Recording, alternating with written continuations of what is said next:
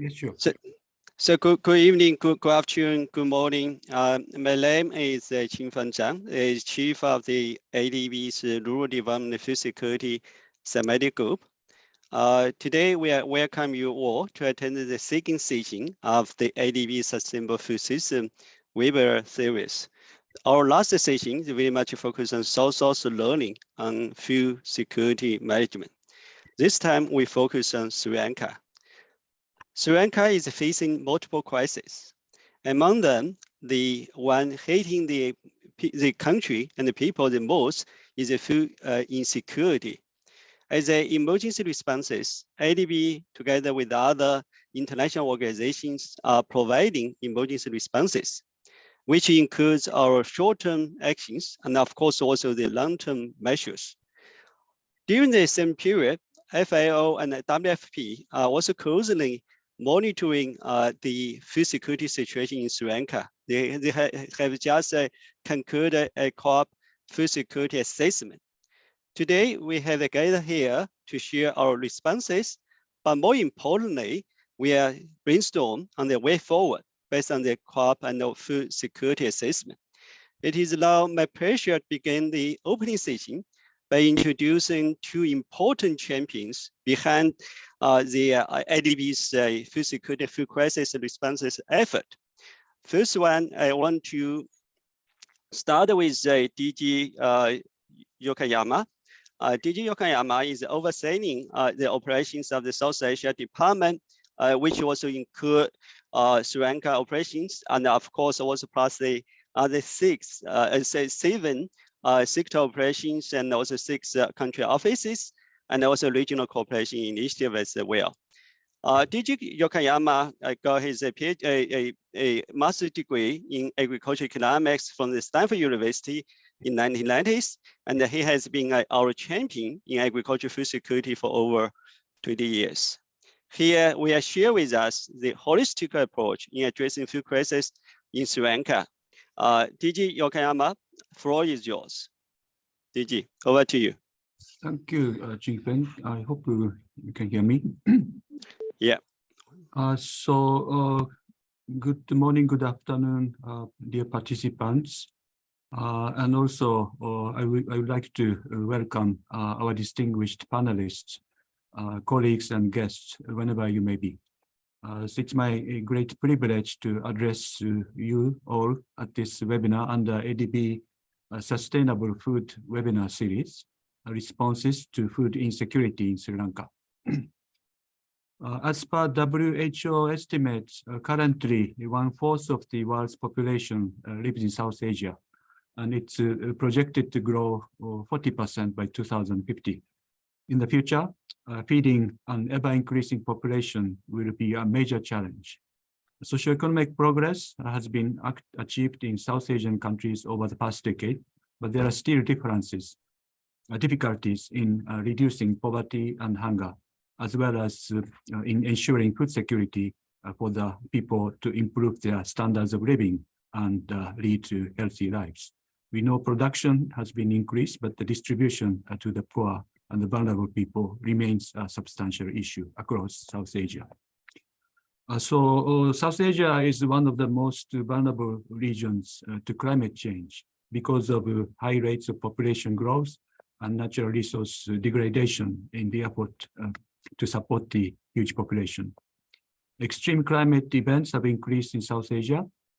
In tropical areas where the major crops are grown, rising temperatures are already having a negative impact on crop yields.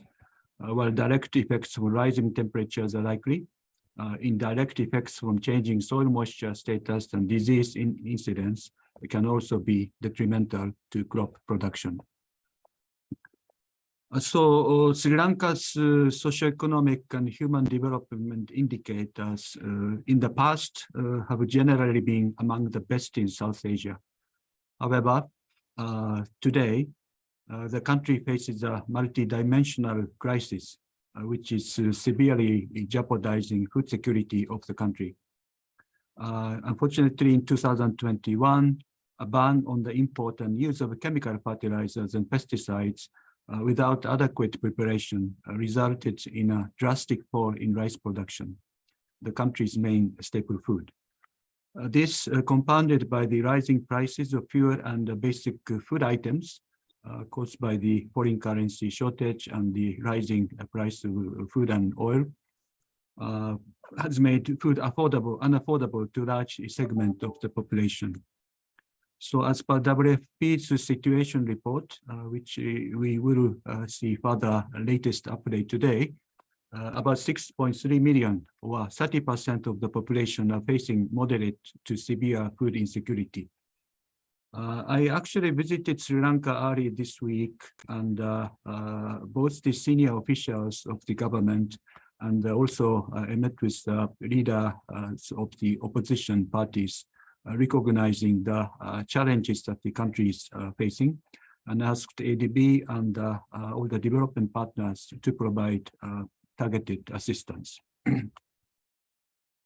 So at this moment, ADB, together with the UN agencies and the development partners, are stepping up to support in Sri Lanka. And we will discuss some of the response in today's session. We are providing our support to differentiating short-term and medium-term. And over the short term, we are presently focusing on providing social protection support measures, which are paramount to enhance the well-being of the people, providing the cash transfer fund, as well as providing fund for the immediate purchase of fertilizer. And I understand all the collective efforts of the development partners will be able to provide at least around half of the required fertilizer this year. And together with the government's own efforts, hopefully will restore food production to a certain extent. But it is apparent that this year's food production still are not sufficient, and the country has to rely on food import, for which the availability of foreign currency still remains a concern. So we will continue to closely monitor the situation in the over the short time on the necessary responses by providing further technical support and advice to the government. On the other hand, over the medium term, it's clear that Sri Lanka needs to enhance the resilience of its agriculture food systems to improve its food ability to withstand systemic risks. Increasing agriculture productivity through better use of knowledge, technology, and financial capital is important to achieve resilience. A key determinant of this would be its management of climate risk and how it would protect and grow its immense natural capital.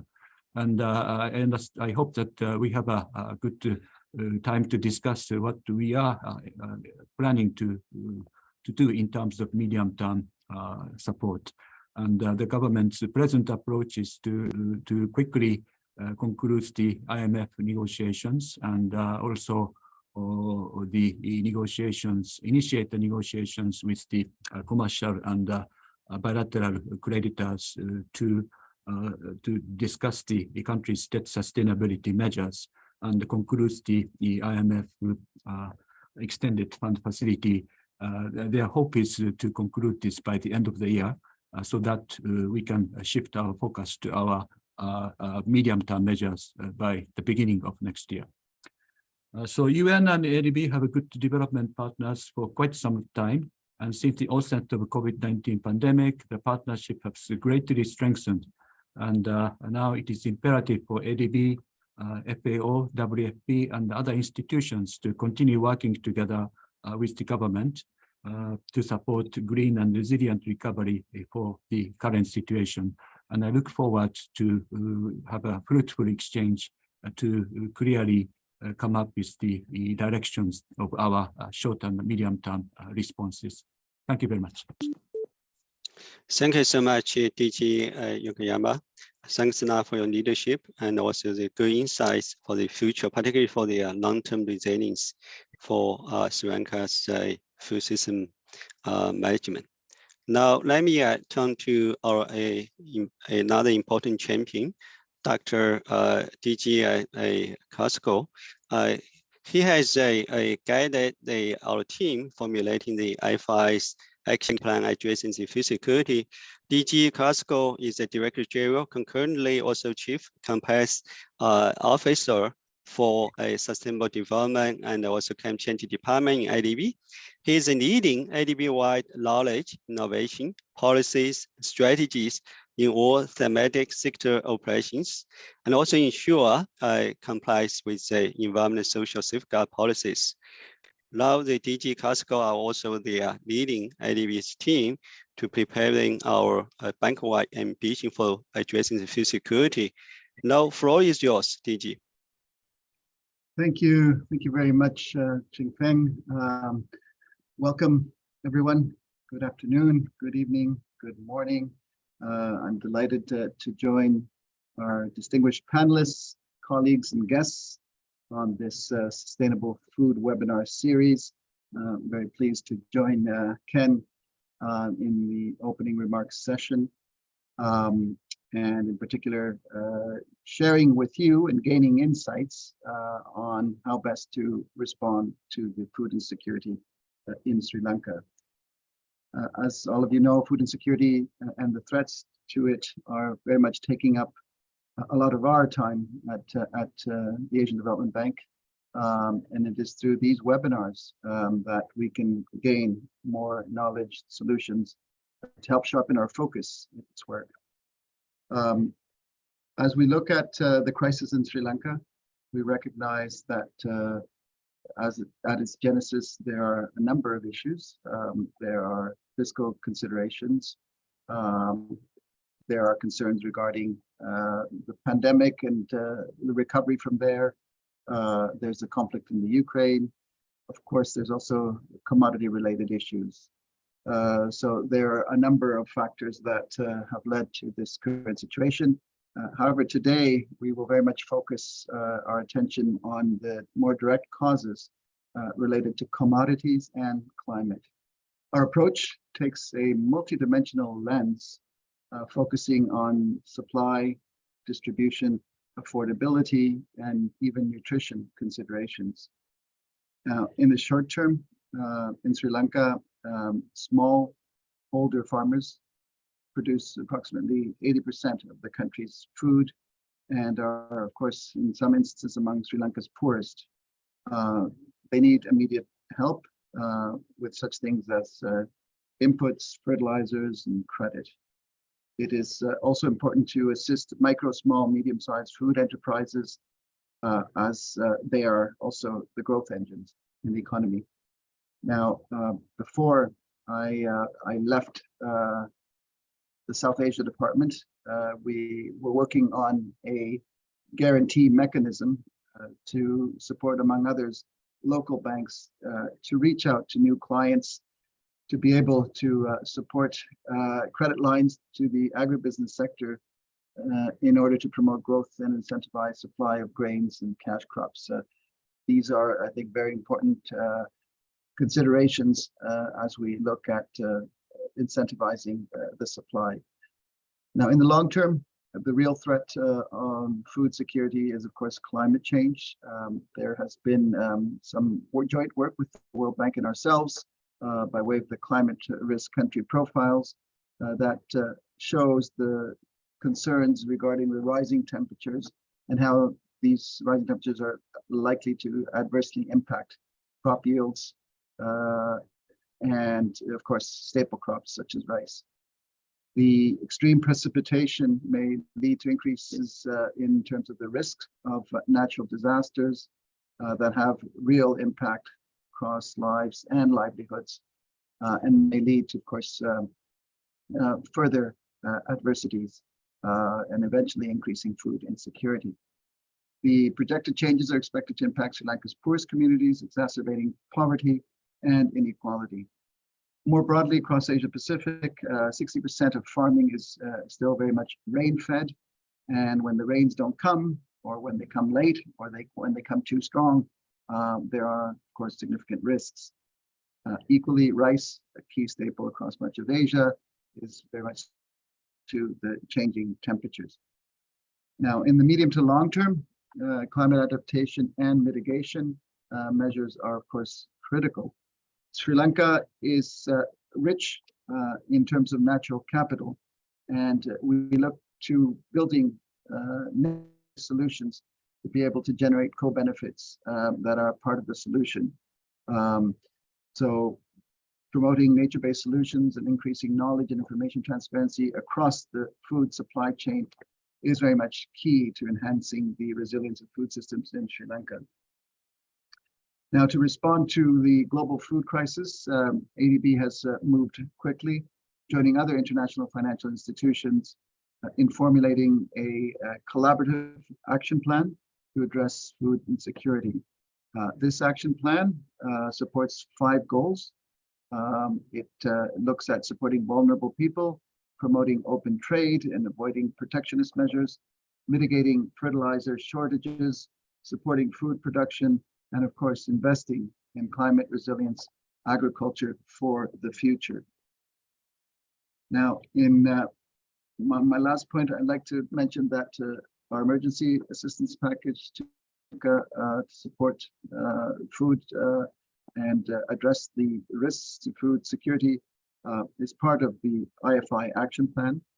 The Asian Development Bank has been proactive in responding to the issues related to food insecurity through its interventions in the last 6 months and led, of course, by DP Yokoyama. I'm looking forward to learning more about emerging conditions of food insecurity in Sri Lanka over the course of this webinar, and do hope that this will enable us once again to design more effective responses in the future. Thank you very much. Thank you so much, DG. Again, I look forward the lessons learned from the Sri Lanka is very important for our other countries like Pakistan and also the Mongolia and the Philippines to learn. Now, for the audiences, if you have any questions, observations, how to better address the global food crisis, probably you just drop your comments in the chat box. My colleague will collect the questions and share them with our champions, speakers, and the panelists. Now we already heard, our emergency responses a package. We also heard the IFIs action plan. Now let's move to next session. Let's learn more what the corporate food security assessment, which is conducted by the WFP and the FAO. We know this is a report involved the many staff, many people from different parties. But today we are very happy to have 3 key team members to join us, share the insights. Susanna from the WFP, Christina and Carlos from the FAO, they're going to join me to share with us insights. Probably let's start with Susanna. Susanna is WFP vulnerability analysis and mapping official. She has been over 15 years experiences in food security and nutrition, and the WFP itself. They are very much focused on the food access and also the vulnerability analysis. Susanna, you have about 7 to 8 minutes. Floor is yours, Susanna. Thank you. However, I think the presentation is, we're going to do a joint presentation, and I think Carlos will start, then I will speak, and then Christina, if you don't mind, we have organized this way. Okay, that would be great. You guys already work out. I just think about it. We have the such a beautiful joint efforts. So let's start with the Carlos. Carlos is from FAO. Carlos and Christina come from the FAO. They are economists for the Global Information Early Warning System. So Carlos, over to you. Carlos. Thank you very much. And on behalf of my colleagues, we very much thank you for the opportunity to present the results of our joint assessment. I see that Maria Angela is sharing a presentation. So if you can please go to the next slide. I will start by presenting the objectives of our mission.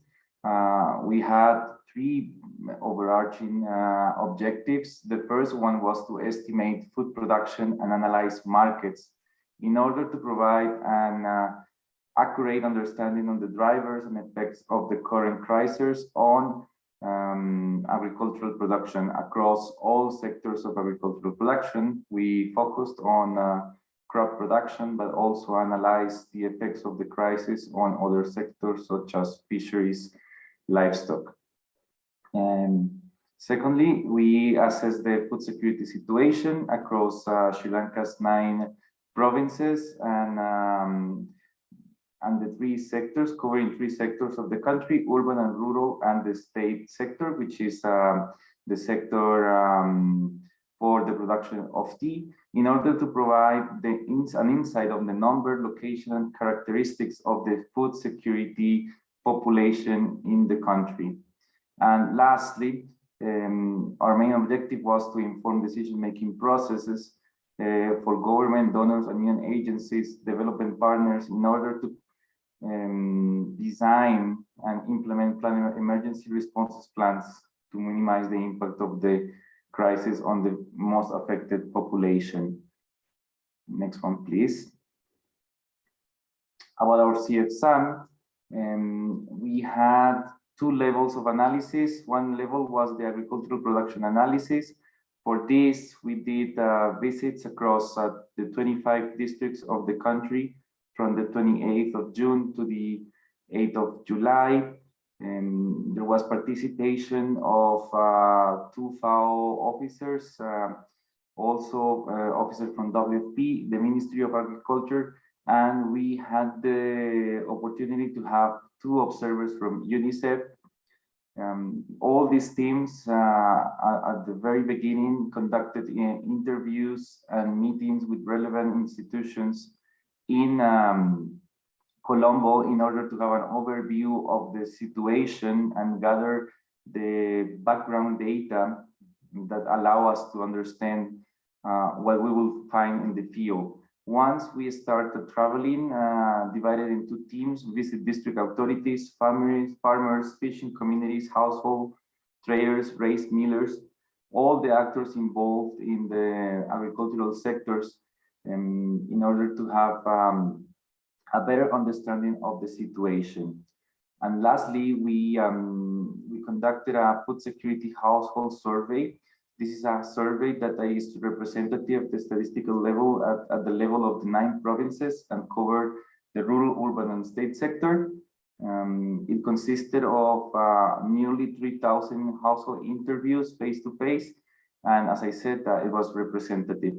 For the food security household survey, my colleague Susana will be presenting the main results regarding the main food security indicators. So I give the floor to Susana. Thank you.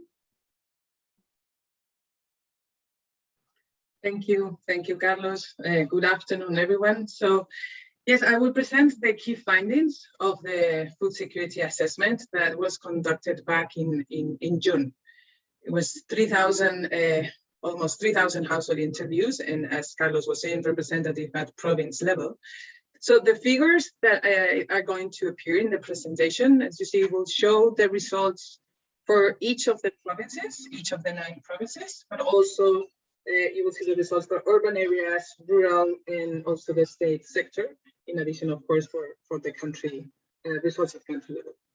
So let me start with the food security results. The survey found that 28% of the households, that is 6.3 million people, were found to be acutely food insecure and in need of assistance, including 66,000 that were severely food insecure.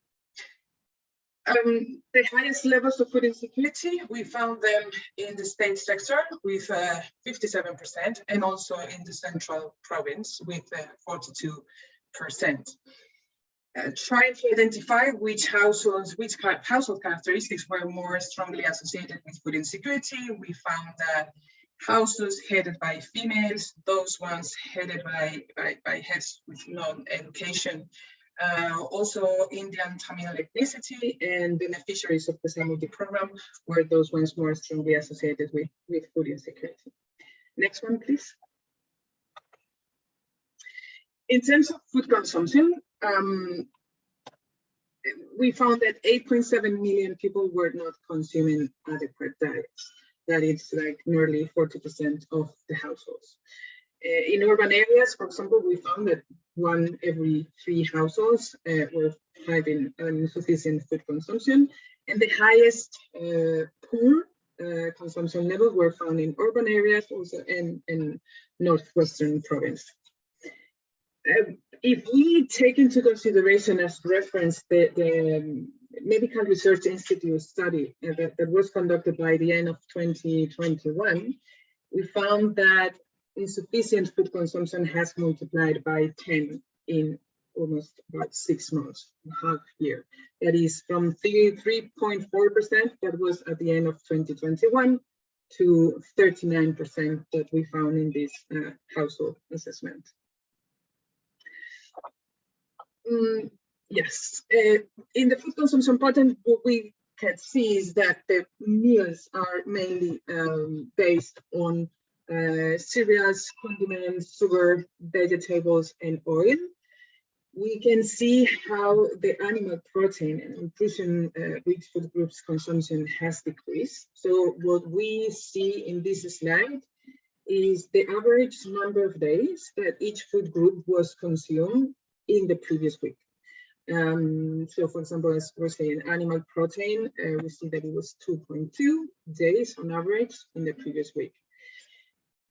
What we can see, as I was saying, is like a significant reduction in the consumption of, for example, fish. These numbers that appear there represents the average number of days these food groups were consumed back in 2021, at the end of 2021, in this study of the Medical Research Institute.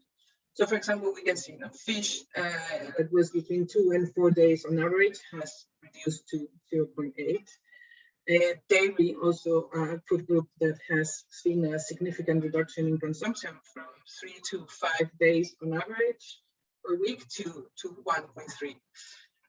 Also eggs and also fruits, no? from 4 to 5 days to 2.2 days.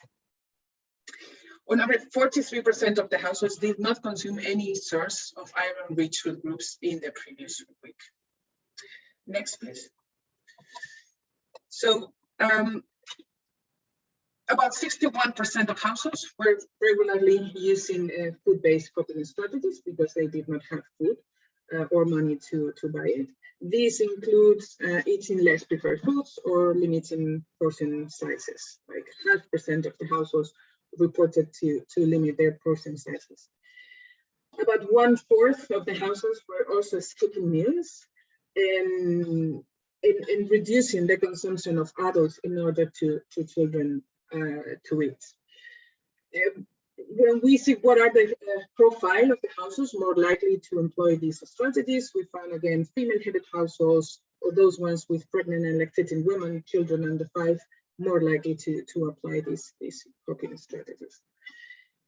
Now, if we combine this reduction in the portion sizes and the number of meals with the reduction that we have seen in the food consumption pattern of the consumption of nutrient-rich food groups, together with the disruption of the school meal programs and SIPUSA programs, we have a situation of high risk for child nutritional status. Maybe as reference, we found that, for example, in the state sector, where the high coping was the highest, the prevalence was the highest, this percentage was similar to the one we found in Afghanistan in 2021 for rural population. That's reference. Next one, please. So in addition to adjusting their food consumption patterns, households also resorted to various livelihood-based coping strategies to cope with the insufficient food access. We found that nearly 50% of the households reported using one of these strategies. The percentage reached in the state sector 73% of households. Of course, as first coping mechanisms, households are spending savings, borrowing money, or selling or pawning jewelry at high interest rates. During the focus group discussion, it was common to hear and listen households express their stress and pressure derived from the high level of indebtedness that they had and the need of debt repayment with of course, no resources to face it. They were suggesting a restructure of their own debts. Of course, as savings are exhausted and also the sources to borrow money from, households engage in more severe coping strategies that compromise their future capacity to generate income and food security. So at the time of the survey, in June, we found that 23% of the households were already applying these strategies, crisis strategies, and 200,000 were already applying emergency livelihood coping strategies. Next one, please. So in June, when food inflation was at 80%, we found that 42% of the households were spending more than 75% of their monthly budget on food, meaning, and of course, then they're compromising their capacity to cover other essential needs. Again, high shares of expenditures on food was pronounced in the state sector, also in eastern and northern provinces. During the focus group discussions, there was again listening. We could listen the concern of the households to not being able to cover, especially the cost of education.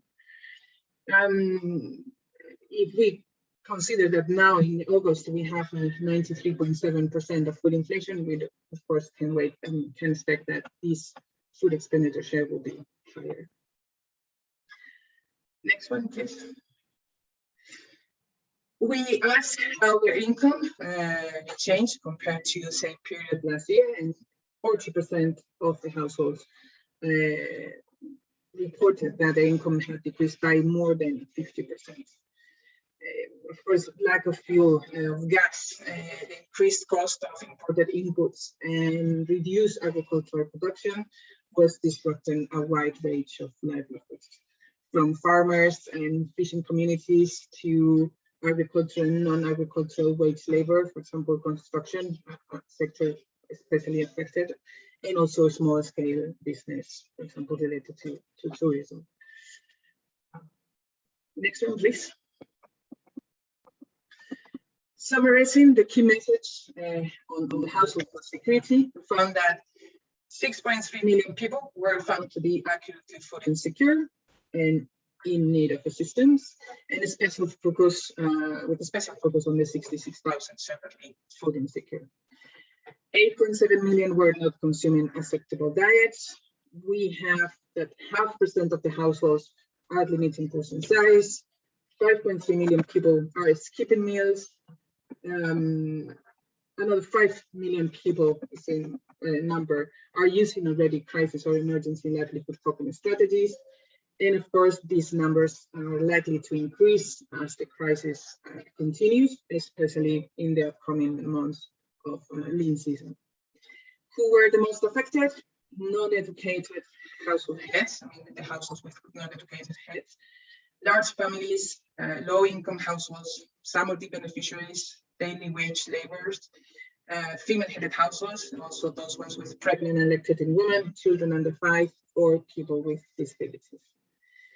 The main drivers was the limited access to the limited household purchasing power, and as a result of food inflation and livelihood disruption. Of course, the lack of fuel and increased transport costs was also impairing some physical access to markets. And over, thank you very much, and over to Christina to go for the crop production component. Thank you. Yeah, Christina, probably you need to speed up a little bit. I think you probably still have the many slides, but probably you just conclude in the 5 minutes. Is that okay with you, Christina? Pardon? You have the 5 minutes to highlight. Okay. I'll try to be quick. So basically, the agricultural production in 2022 has been affected by a combination of factors. So the most important was the limited application of chemical fertilizer and pesticides due to the high prices and shortages, severe shortages.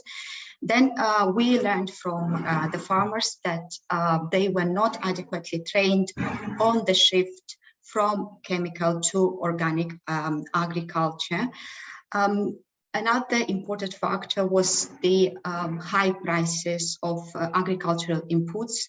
Most of agricultural inputs increased, doubled their year-earlier levels, and this constrained access to these products, particularly for small-scale farmers, which were also the most vulnerable. And the last one to hit was the fuel crisis, which then affected all sectors of agriculture, from transporting, processing, harvesting, and planting operations. So we can understand that farmers were forced in a quite difficult situation. Next, please. So the MAHA, the previous MAHA, output decreased by around 40%, and this was mostly due to decrease in yields. And in the northern and eastern parts, yields decreased the most because they also, in addition to the factors mentioned before, they also had unfavorable weather conditions. Next, please. So the Yala crop, which is currently harvested, was in the fields when when the mission visited the country, and we forecasted that the production will decrease by about 50%, because in addition to the sharp decrease in yields, also farmers were reluctant to plant. So we estimated that also the area will decrease, because farmers knew that the production will decrease. They were unable to access the agricultural inputs. And indeed, we observed the crops in the fields, and large shares of paddy fields were stunting.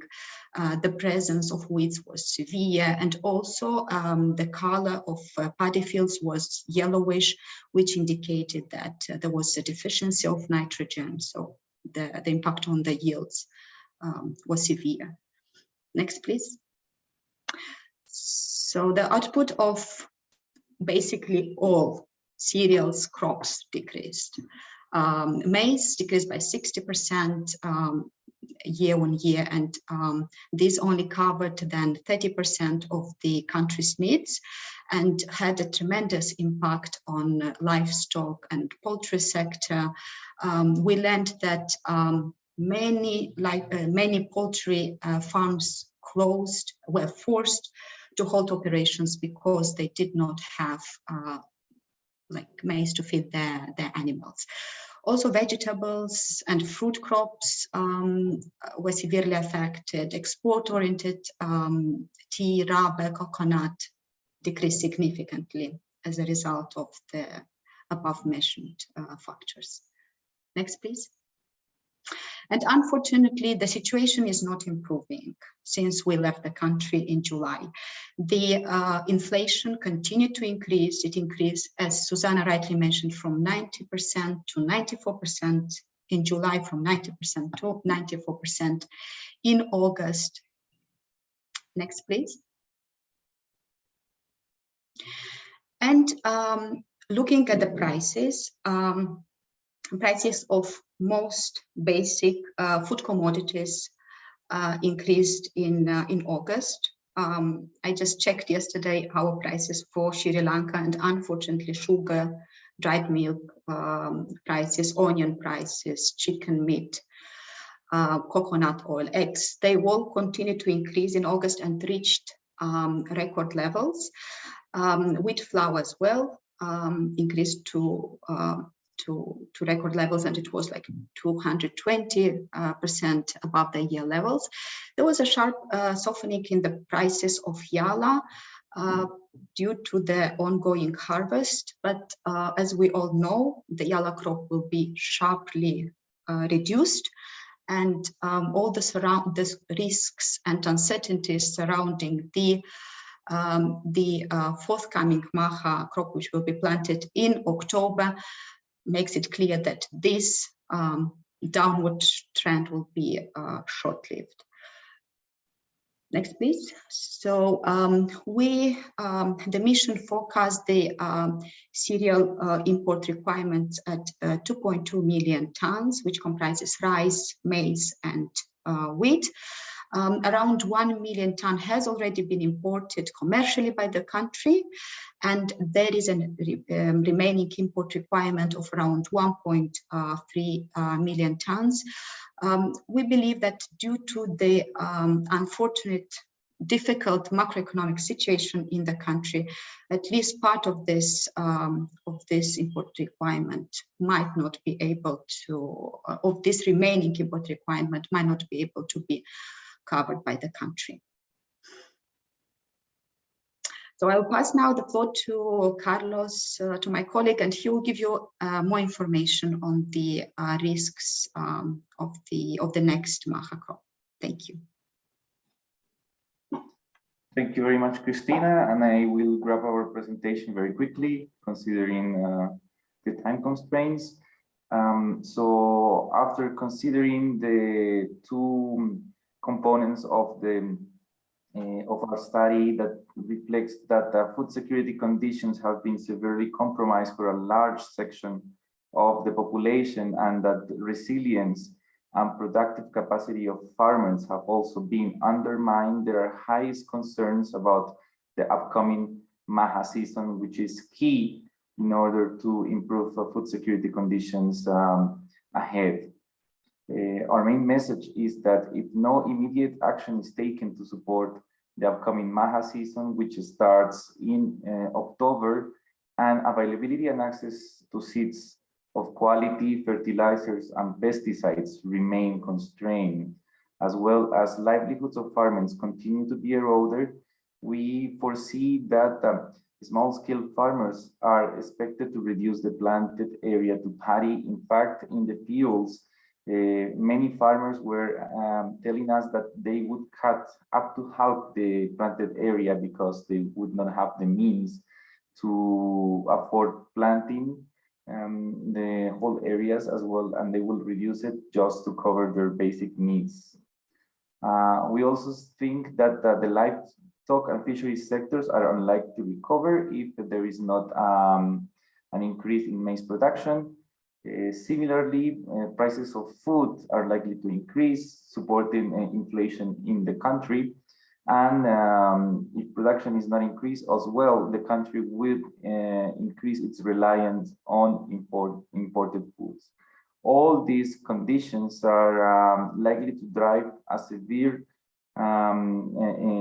deterioration of food availability and access, with negative effects on food security and nutrition during the upcoming bean season between October and March 2023.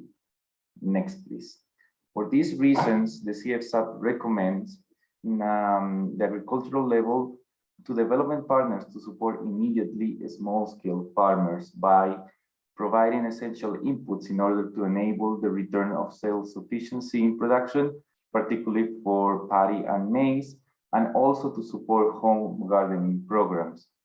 As was mentioned also by the director of the ADB, continuing to deliver cash transfer and financial assistance to support farmers, livestock and fisheries communities in order to restore food productive capacities, and providing high nutrient animal feed, vaccines and veterinary health kits at subsidized prices to livestock producers.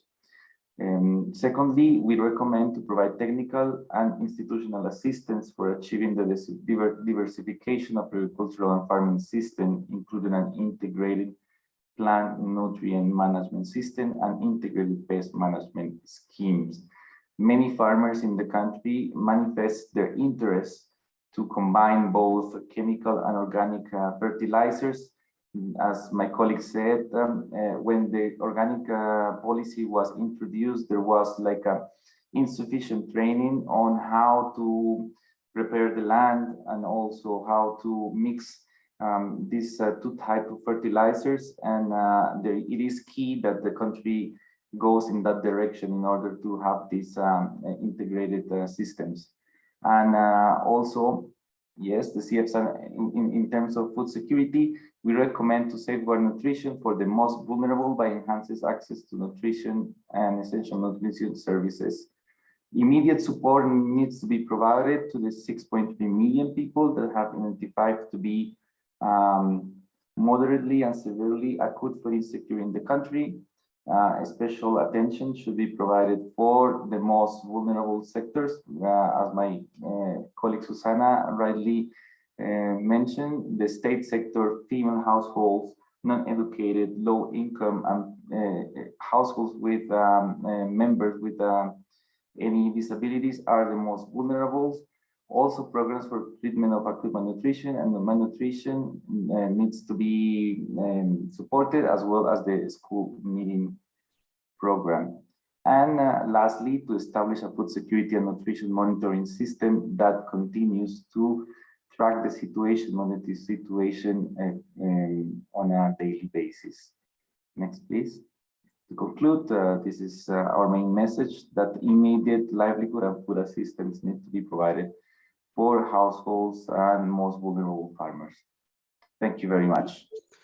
Thank you so much, Carlos, Susanna, and also Christina. Very comprehensive report. I know it involve a lot of efforts. We also look forward, what the next. I saw that we have the FAO representative for Sri Lanka, Dr. Sharon, and also Dr. Siddiq, WFP is the Sri Lanka country director here. Probably you guys have 2 or 3 minutes each. Quickly summarize what's next. We know the whole situation is quite scary. The situation not really getting better, but getting worse. Now, for both of you, probably you have the 2 or 3 minutes each. Quickly summarize what's the next step from your perspective, and then we move to the ADB side. Probably Dr. Sharon, you go first. Thank you. First and foremost, thank you to ADB for organizing this very timely webinar, which helps us put the Sri Lankan situation to a much wider audience. FAO is a specialized agency leading the international effort to defeat hunger. And in doing so, our goal is to really achieve food security for all and make sure that people have adequate food, regular access to safe food to lead a healthy life. And I think this has got challenged in the Sri Lankan context. Regular access to safe, high quality, adequate food for a healthy life. This is exactly what is currently challenged in Sri Lanka. I will not go into the facts figures which have already been discussed. I will also not go into how is it impacting, because that also the previous speakers have spoken to, how the countries got impacted. What I would do in the next 1 minute is to just give a perspective which I feel is very important for people to understand. From my perspective, from our perspective, the Sri Lankan crisis is not a typical humanitarian crisis like the one which you may see happening or folding out in, say, Pakistan, Afghanistan, Yemen, Syria, etc. This is a very nuanced sort of a humanitarian crisis where I think the country is desperately in need of strengthening its production capacity through supply of quality and timely inputs and capacity building. And that, to my mind, is the sure way forward to ensure that through the forthcoming Maha season, the production of cereals and other commodities increases and the country bounces back. I will also just like to put forth this view that we should not be looking at agriculture as a recovery activity only, which comes after the humanitarian actors have moved out. I think agriculture must be seen as much of a response to a humanitarian crisis in the sense of it providing strengthen livelihood, increase resilience, increase capacity, increase production while the crisis is on, rather than sequencing it as an activity coming after the humanitarian actors are left. So in the Sri Lankan context, I think what we need to do is to have a very, very focused targeting towards the most vulnerable group and help them, protect them, provide them with all necessary support in terms of food, cash, etc.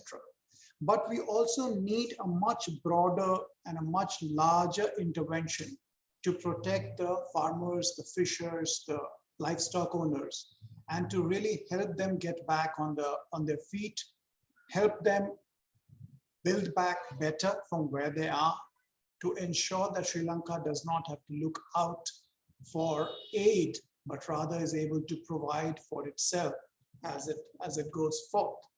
I will end by just one quote from one of the farmers who we visited along with the USAID administrator when she was here.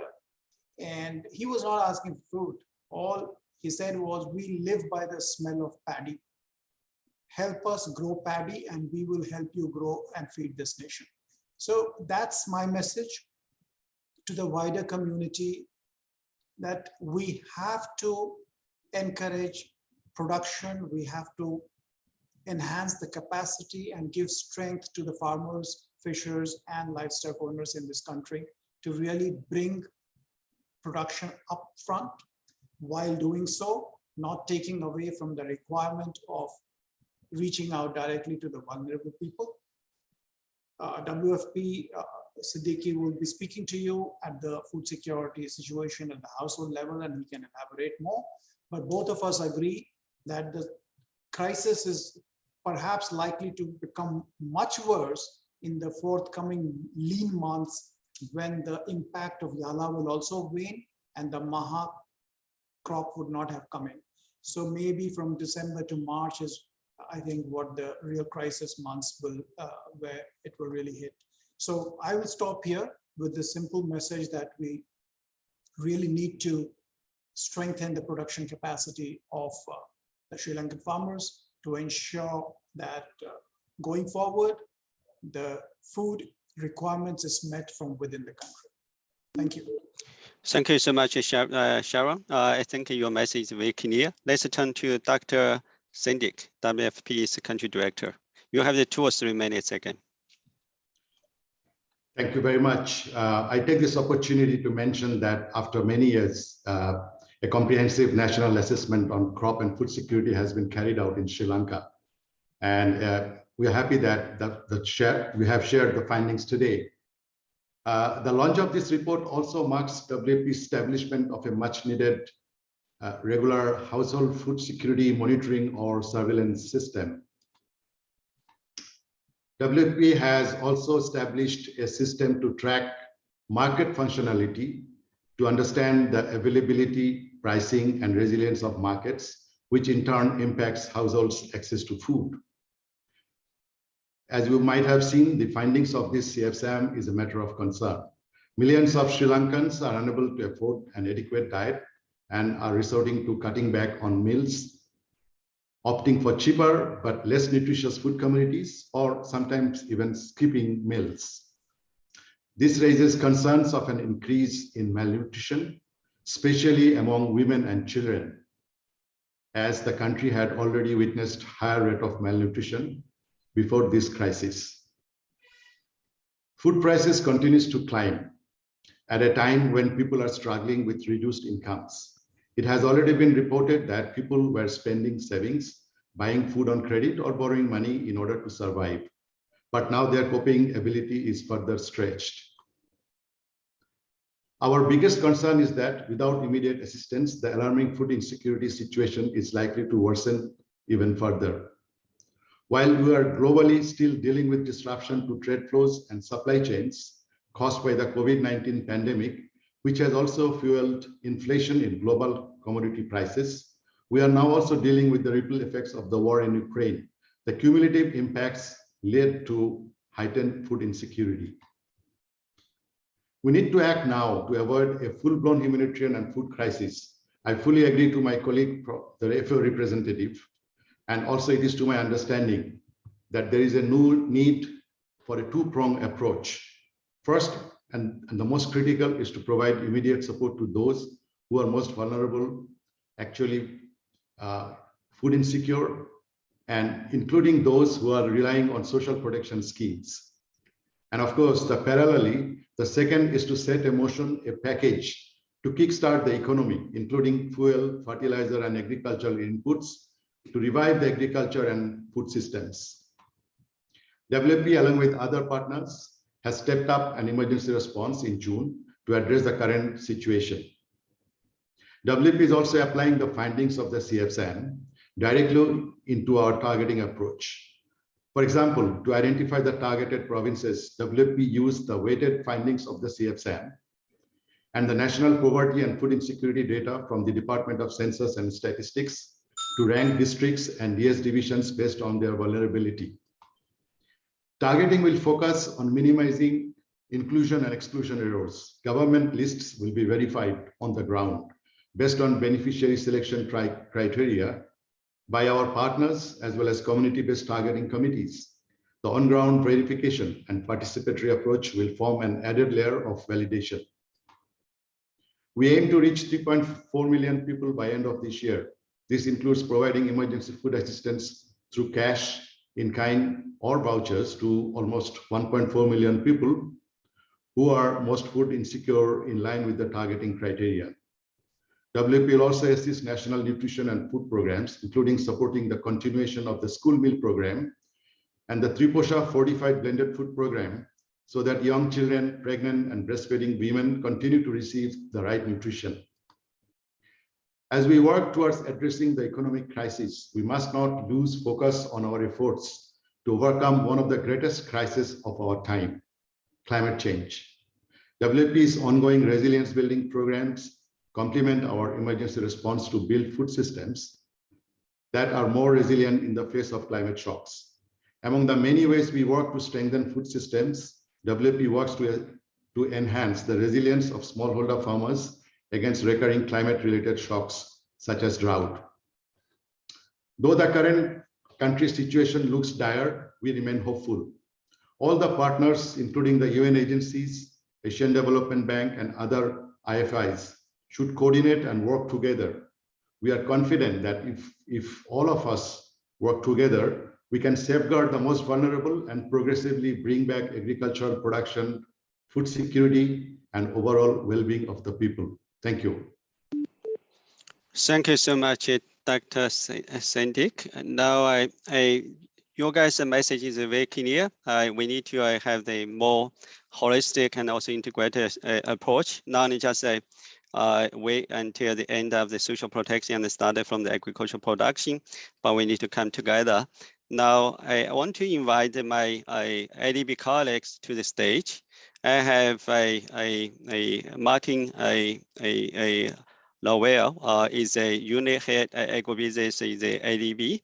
Martin has 20 years of the professional experience in the agribusiness, and he was also investment banker in Macquarie and also consulting with the McKinsey in Paris. He also holds an MBA from the Wharton School. We also have the Sanas, Principal World Resources Specialist from the South Asia. He has over 25 experiences, working experience in the agriculture area. Right now, he is handling agriculture sector operations in South Asia. Sanas also holds a master's degree from the University of the North Carolina and also University of Texas in Austin. And of course, we also have our social protection specialist, Sudasana, a senior social development gender specialist from the Sri Lanka country office. She carries 15 years experiences in multi-sector project and project management experiences. She is leading the process and administration of ADB's experiences, project experiences in the Sri Lanka. Here is now is a co-team leader at ADB's emergency assistance project in Sri Lanka. Actually, that is the first ADB social protections project in ADB. Now, probably let me just start with short-term responses. Of course, started from the Martin. Can you quickly elaborate, from the ADB, from the private sector operations perspective, how we can quickly address this food crisis, and also how the ADB can also and also work with other FIs support this initiative, particularly in terms of the provide the working capital to the SMEs, and of course also very quick responses, including the addresses the supply chain, and also help the Sri Lanka import the fertilizer and the wheat. You have 5 minutes. Thank you, Xingfang. Good afternoon, everyone. My name is Martin Lemoine, and I'm the head of agribusiness finance at ADB. ADB is working directly with the private sector, agribusiness, and commercial banks to safeguard food security in Sri Lanka. We actually combine short-term response and long-term response. ADB's short-term response is focused on supporting trade. ADB's trade and supply chain finance program provides guarantees to banks to enable trade with Sri Lanka. In the last 18 months, the program has supported $75 million of import of staple food, of fertilizer, and of animal feed, all absolutely critical for Sri Lankan farmers and for food security. But trade finance relies on the willingness of local banks to open an LC and on them taking the risk on accessing US dollar to retire this letter of credit. In the current context, local banks only have a limited appetite for this.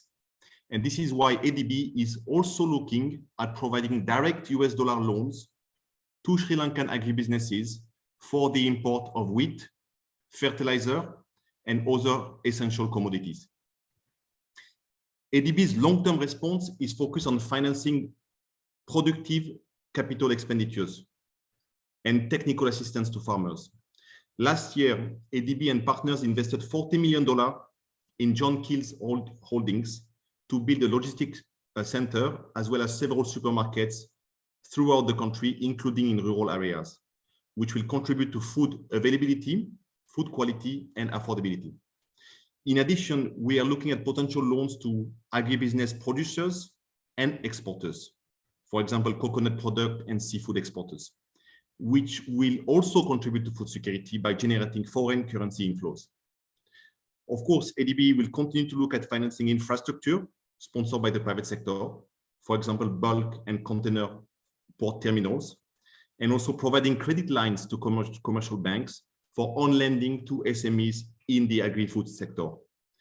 Finally, and very importantly, we invest in human capital as well as physical capital. We are managing a technical assistance that will train 2,000 fruit and vegetable farmers who supply produce to supermarkets. As Christina mentioned earlier, farmers were caught unprepared to move to organic production. And this training will help them adopt climate resilient farming practices that will, over time, help them reduce their dependency on imported chemical inputs. To conclude, I need to mention that ADB is in the process of finalizing a new country partnership strategy with Sri Lanka, where one of the key pillars will focus on fostering private sector development. Thank you, and my colleagues will now talk about our financing assistance that is channeled through the government. Thank you. Thank you so much. We can to see, as Martin just said, a big potential for the private sector to play in the future addresses the food security issues in Sri Lanka. Now let's say more to discuss a little bit more about the social protection. Sudashara, we just get this emergency responses lending approval. Can you quickly share with us what your take, how we are quickly respond to the Sri Lanka's very grave situation in the next few months? Over to you. You have the 5 minutes as well. Thank you very much. Yeah, I'm glad to talk about this. Sri Lanka, the assistance ADB has provided to, is planning to provide to Sri Lanka, especially in the wake of the discussion we just had on the crop and food security assessment from WFP and FAO. What we have seen is that some of the interventions we have designed in this project, the recently approved project, is quite aligning with the recommendations that came up in the previous presentations from FAO and WFP.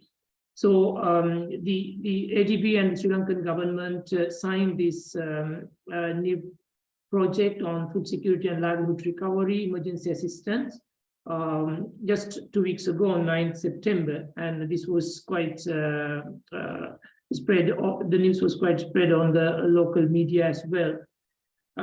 This project included a total financing plan of USD 203 million, with USD 200 million coming from the repurposed loans of the ongoing ADB interventions, ADB projects, while the balance USD 3 million coming from the Japan Fund for Prosperous and JFP, Japan Fund for Prosperous and Resilient Asia and the Pacific. We envisage that nearly 201 million USD of this project will support the food security investments, while around also we estimate that 4.3 million would be allocated for climate adaptation. I would like to share some information about the key interventions that the project will contribute to, and this will include 4 specific areas. The first one is the immediate response to the food insecurity in the country, and through cash grants we envisage to address these the main issues that the country is facing at the moment. But within the framework of the cash grants, we also intend to disseminate information for the public to make them more aware about the cash grant interventions of the project, as well as to ensure that the enrollment of the beneficiaries are more transparent to them, and then providing cash grants to the intended beneficiaries. And then we are also trying to support the livelihood interventions to address the livelihood crisis that's going through. And under this, we will have a major component to support the agriculture-related interventions, which hopefully Sanat will capture after my presentation. But we are also expecting to support the Department of Agriculture and the Ministry of Agriculture to update some of their training modules on good agriculture practices, and to provide trainings on GAP, good agriculture practices, to the extension officers and farmers, and also upgrade the livelihood development programs and train officials from the different line ministries to make sure that they are competent enough to support the grassroots level communities in improving their livelihood interventions. And we are also expecting to provide livelihood assistance to low-income farmers, some of the beneficiaries, women farmer groups, as well as individuals, especially in the care homes, which include care homes for women, children, people with disabilities, and elderly.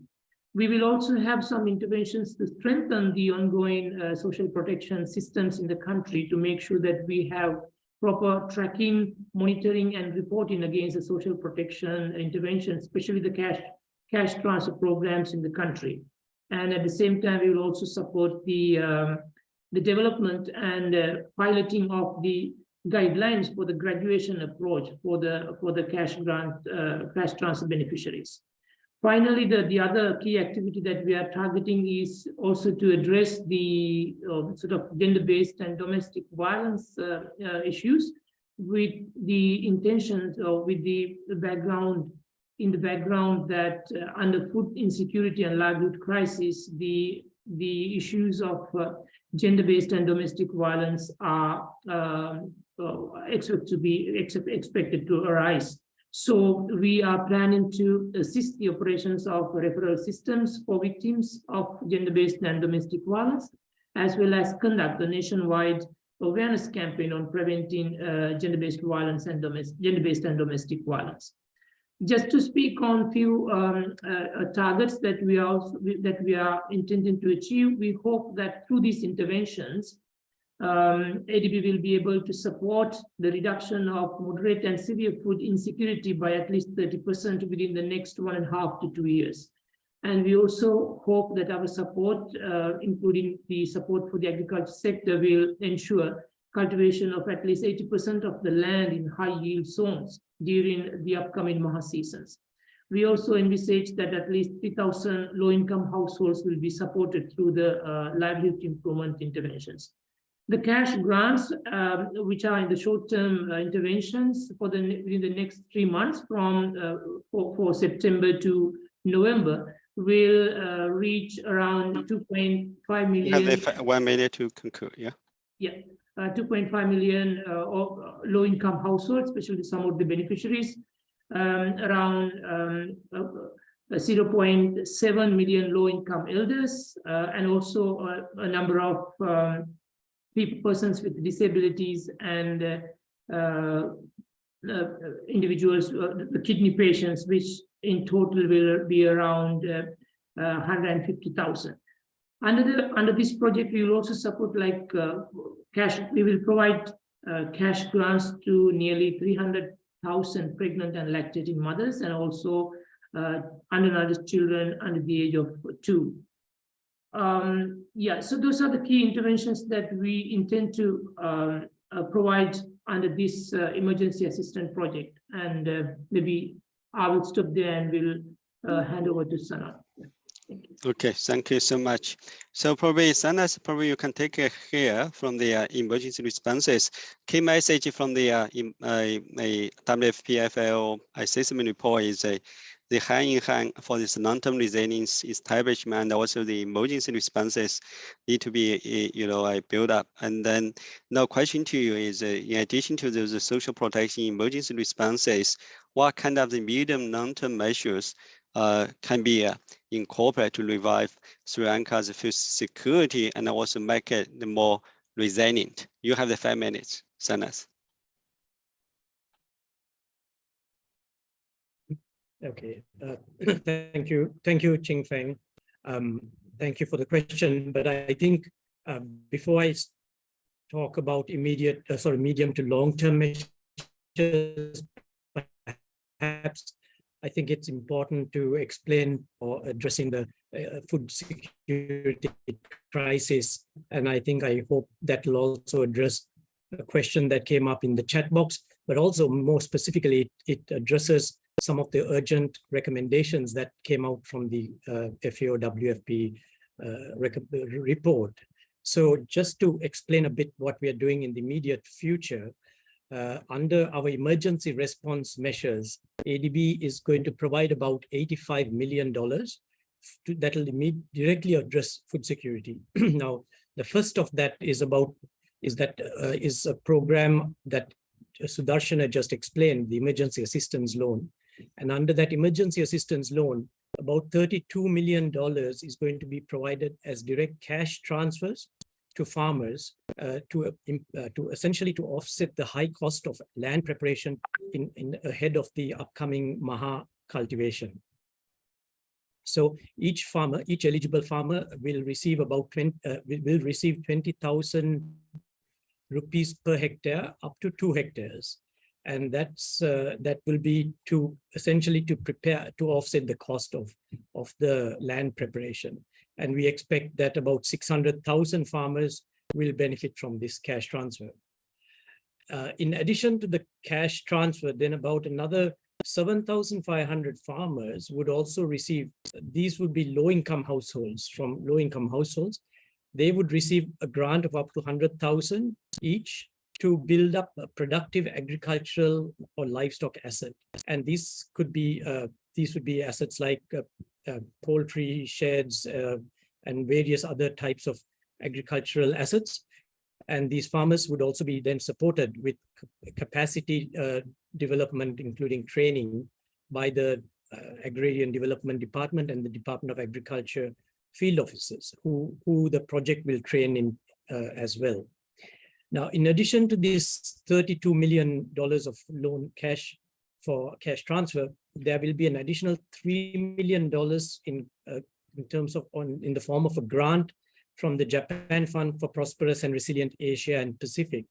And this grant funds will go towards upgrading and delivering the Good Agricultural Practice Certification Program of the Ministry of Agriculture. And also some capacity building and training will be provided to officers on improving their capacity to assess the risks from climate change and disaster. So these are the interventions that we are going to provide under the emergency assistance loan. Now, the second emergency response measure that we have taken is by repurposing $50 million from an ongoing program called our Mahavalley Water Security Investment Program. And of that 50 million, 40 million will be provided to purchase essential fertilizer that is required ahead of the Maha season. And I'm pleased to say that the contract has been awarded for purchasing 40,000 metric tons of fertilizer to be purchased just before the Maha crop. An additional 10 million will be provided for agricultural inputs, and these would be inputs like seed, hybrid seed, as well as inputs like polytunnels and say, for instance, micro irrigation systems. These would be given to farmers in the Mahavalley systems who are willing to. Sanas, you have the 2 more minutes. Okay, thanks. These will be given to farmers in Mahavalley systems who are growing high-value crops, and specifically crops like chilies, onions, maize, and soybean. So this is a second set of interventions under our emergency response option. So together they make up about $85 million worth of interventions. In the medium to long term, Ching Feng, I can broadly talk about what we have in the plans. Of course, these plans are dependent on the government's agreement on a sustainable debt management strategy.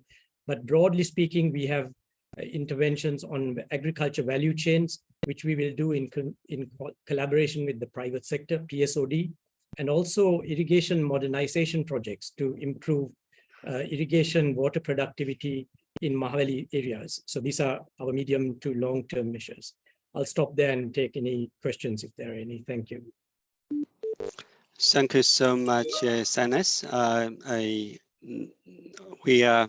We loaded a little bit over time, but again, we already received a number of the questions in the chat box. I will encourage my colleagues to channel those questions directly to our WFP and the FAO colleagues. Probably they can start to answer instead of wait until the end of the session. Now we see the situation in Sri Lanka is grave and also very worrisome. We know UN always adopted the coordinated approach to address the crisis. Today, we're very happy to have Madam Hannah, single-handed with us, and she is a UN resident coordinator in Sri Lanka, and also leads the UN country team of the 22 resident and non-resident UN agencies as well. So Hannah, probably you can take 5 or 6 minutes to explain, given this kind of crisis, we see this is no longer the just a disappear very surely is going to be prolonged quite a long time. How the UN's what the UN approach to address the crisis? You have the 5 or 6 minutes to explain to our broader audiences. Floor is yours, Hannah. Thank you, Mr. King Feng. Good afternoon, colleagues, and thank you for the opportunity to discuss the UN broader approach to the crisis. Just allow me to start by thanking really ADB country director, Mr. Chen Chen, and the Sri Lanka country mission for their openness and willingness to work together on addressing the challenges facing the country. Sri Lanka is a very complex environment at the moment, and the spirit of the ADB under the leadership of Chenchan and his team have really been exceptional. So thank you so much for that. I would like to take a moment to briefly describe recent developments in the country context and how the UN has mobilized its support during the crisis.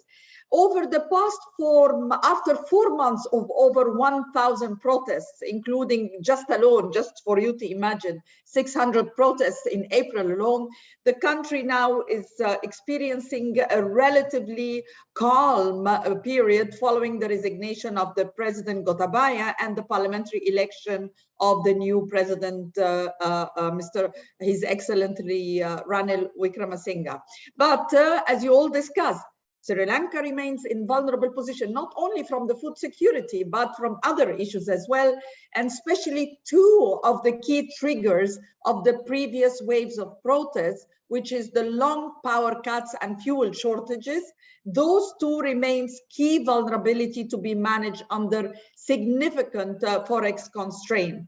Now, given that Sri Lanka needs to move quickly amidst the crisis to enact policy changes to win support from creditors and receive IMF board approval, this requires a minimum degree of national political consensus. So maintaining civic space for dialogue and dissent is therefore likely to be crucial, as the path ahead will be difficult and has divergent effects on stakeholders, as we just heard. Now, you are no doubt aware that the combination of political and economic stability has given rise to many competing needs for the UN. Our initial engagement with the government yielded a package of immediate support to the government that was organized under 4 themes: health, food security, social protection, and macroeconomics. On the food security, I will not go through because my fantastic colleagues have already covered it very quickly.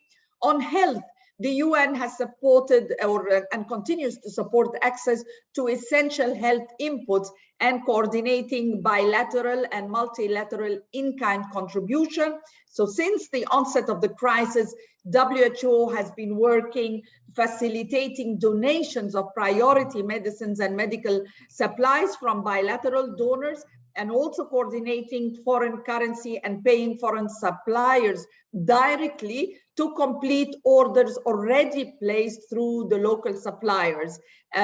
So this is, and also WHO, with the support also of UNDP, are directly procuring medical supplies for Sri Lanka through its regional and country offices. On social protection, of course, we've heard the ADB support, but our key focus as UN was on temporary meeting gaps and shortfalls in service coverage, and promoting a joint position with the IFIs. And under the UNICEF leadership, the agencies have compiled a one UN service offer to the government, focusing on the medium and longer term responses, which is and in close collaboration also with the ADB and the World Bank. On macroeconomics, our immediate focus has focused on offers of technical support and policy options to government in the context of the IMF program. So together, ESCAP and UNDP, in addition to their ongoing support, they're also negotiating a package of support with the Central Bank of Sri Lanka for the development of green financing framework, training in blue and green bond issues, and potential feasibility studies on the potential for debt for climate swaps in preparation for the country post-IMF. Now, in addition to the immediate response, you might have, of course, you're fully aware that, and upon the request from the government, the country team here has developed a humanitarian needs and priorities plan, and that was launched in June. Right now, I think we have reached, thanks to all the contributions from all the development partners, we have reached nearly 50 million that supported the humanitarian needs and priorities plan, but also contributed to the complementary appeals done by WFP, UNICEF, and UNFPA.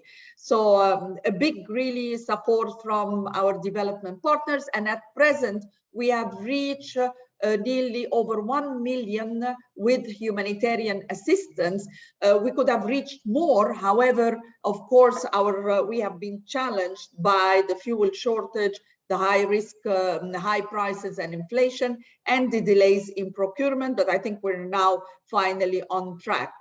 Now, I'll go to slide 7, where I think my colleague Vimlendra and Siddiqui presented very well the concept of encouraging the longer term engagement, especially on the production. So we continue again to underline that the crisis response and recovery must be multidimensional, as were the causes and the triggers for this crisis. Hence, we see the UN response as continuing to be holistic, using humanitarian development and peace nexus approach. Therefore, our long-standing work on peace and reconciliation not only continues, but has been adapted to address the new conflict drivers and stresses. So, for example, under resettlement, we continue through the support for a coordinated mechanism where reaching several thousand IDPs in the northern province that have been awaiting resettlement, and this addresses one of the lingering effects of the conflict and barriers to recovery. This is through both support for resettlement, but also durable livelihood support amidst the crisis that threatens to reverse the development gains. On social cohesion, as the second theme, this addresses new conflict triggers such as hate speech online and stresses resulting from the economic crisis. We saw 10 years following the conflict, hate speech disseminated online as becoming a key trigger for intercommunal violence. And our work now spans digital literacy effort, engagement and technological platform, and work with the media. Our investment in early warning means that we also track a range of key indicators such as hate speech, protests, religious violence, economic risks, human rights concerns and crime, to help target our intervention and inform our cooperation framework with the government. But the third theme is dealing with the past, which remains an essential part of the UN support for non-recurrence. And we continue to support reconciliation mechanisms, such as the Office of Reparations, support human rights defenders and civil society, and have consistently advocated with government on upholding human rights to bring about legislative reform on areas such as prevention of terrorism act to meet international human rights standards.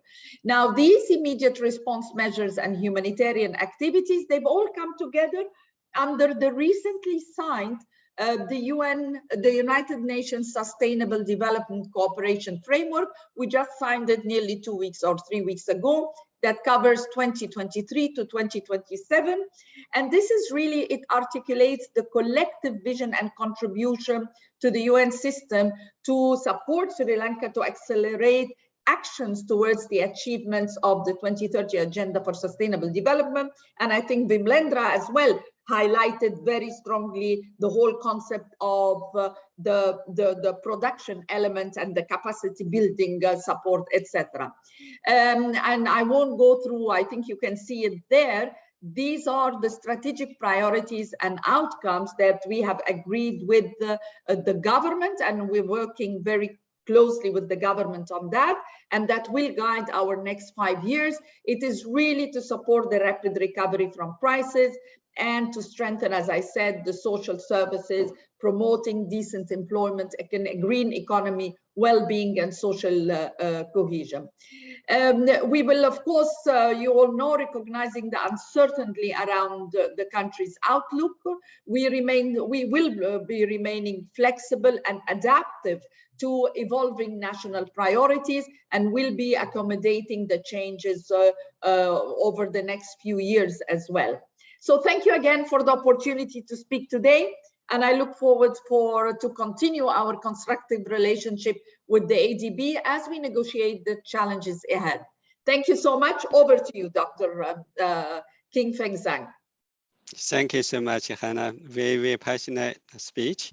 Very impressive, and think with your leadership, I think the very coherent and also coordinated actions will be taken in the future. Again, from the chair box, we received a number of the questions. I'm very happy to see my colleague from WFP and also FAO, they already addressed most of them. I saw is still a number of them remain in the chair box. One is, of course, is talking about how we address the land conflict and the grievances between the different communities, then implementing the interventions. And then the Hannah, you want to answer these questions. And then one question is about the open farming. I think that one I can quickly respond. For the open farming, ADB and we already started to pilot in a number of the countries in the Pacific.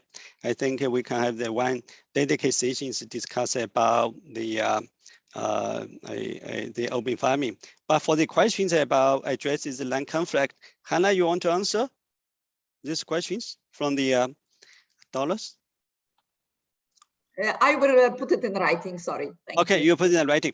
So that's great. I think given the time constraints, probably let's move quickly to the closing session. We already a little bit over time. Probably let me welcome the Chen Chen, our country director, to make the closing remarks. Chen Chen is a country director of the Sri Lanka mission. He has over 18 years of the professional experiences in the international development. He worked with the ADBs in a Pacific department, South Asia department, and also I support the senior management as well. He holds a PhD degree in the civil engineering from the Virginia Tech and also the State University. And since the crisis started, Chen Chen already worked very hard to mobilize the one ADB team to provide emergency responses. Now, Chen Chen, you have 5 minutes to wrap up this important session. Over to you, Chen Chen. Yeah, thank you, Qingfeng. So first, I wish to thank all the speakers from FAO, WFP, HANA, and also ADB. So they shared the insights and the response of their respective organization to this crisis. And also, actually, I also want to thank the ADB team working on this ADB's emergency assistance. I recall when we started the preparation of the emergency response, Sanas Sudashana and also the team leader for emergency assistance, Asako, they came to me, they said, we should not only focus on the social protection program, we should also have a component to support the production. So at the beginning, I was not so sure about that, but finally they convinced me. I'm very glad to see the approach we adopted is very consistent and well coordinated with the recommendations of the CIFSAM report. I also wish to thank the organizers of this event, our colleagues from the Sustainable Development and Climate Change Department of ADB, as well as other colleagues involved in the organization. So the program is informative and timely, as confirmed by many. I wish to thank all of you for participating at this very important webinar and for sharing your thoughts through the Q&A. I enjoyed very much reading these questions and answers. I think no need for me to repeat how critically important the topic of today is. Sri Lanka is sailing in a perfect storm. The multifaceted crisis is touching all segments of the society. Among other among other challenges, food insecurity threatens the well-being of people and denies them a healthy life. Concerted and continuous efforts by the government, the development partners, and the civil society are required to mitigate its impact on Sri Lanka's population. Therefore, the information shared today and the discussions provide timely and vital evidence-based inputs to guide the response by all stakeholders.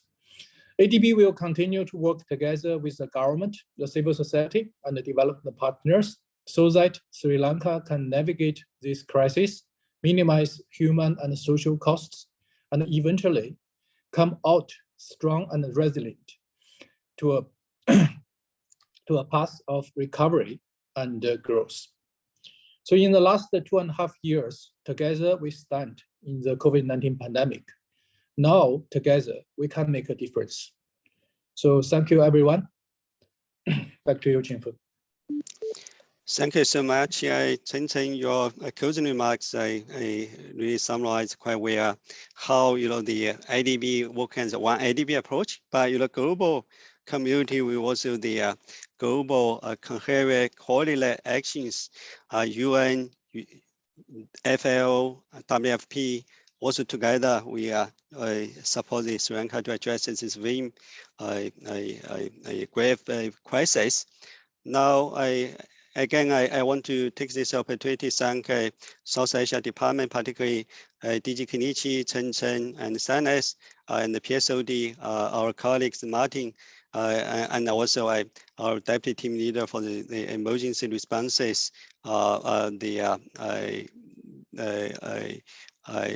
Sandra Sarah, I gave their very good feedback, and the WFP FAO's colleagues today is a very informative assessment. Again, this is just initial discussions. I think we need to get together again, probably 6 months after we will see what we take from here. And then we will also to examine which actions work, which actions we need to correct, and also make some modifications. So thank you so much. Again, I also thank my colleagues from the SDCC. Their hard work makes this webinar happen. And today is a Friday, so you guys have the happy weekend. See you next time. Thank you. Bye-bye.